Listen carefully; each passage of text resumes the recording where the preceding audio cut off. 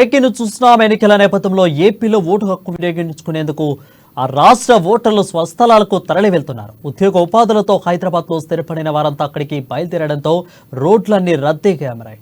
సొంత వాహనాల్లో వెళ్లే వారితో హైదరాబాద్ విజయవాడ హైవేపై పలు చోట్ల ట్రాఫిక్ అవుతుంది. ఇక వారాంతరం కావడం, పోలింగ్కు కేవలం 2 రోజులే మిగిలి ఉండడంతో శనివారం వేకువజాము నుంచే హైవేపై భారీగా రద్దీ నెలకొంది.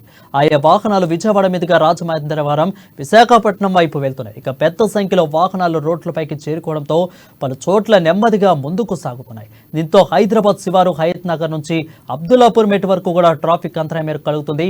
చౌటుప్పల్, పతంగి టోల్ ప్లాజా వద్ద వాహనాలు బారులు తీరాయి.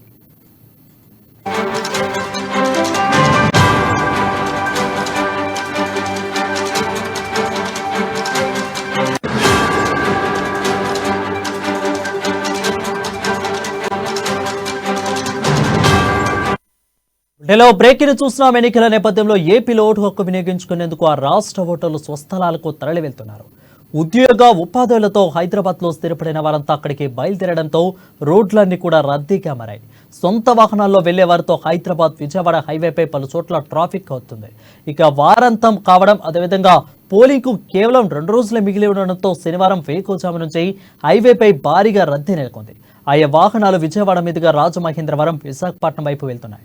పెద్ద సంఖ్యలో వాహనాలు రోడ్లపైకి చేరుకోవడంతో పలు చోట్ల నెమ్మదిగా ముందుకు సాగుతున్నాయి. దీంతో హైదరాబాద్ శివారు హయత్ నగర్ నుంచి అబ్దుల్లాపూర్ మెట్ వరకు కూడా ట్రాఫిక్ అంతరాయం భారీగా కలుగుతుంది.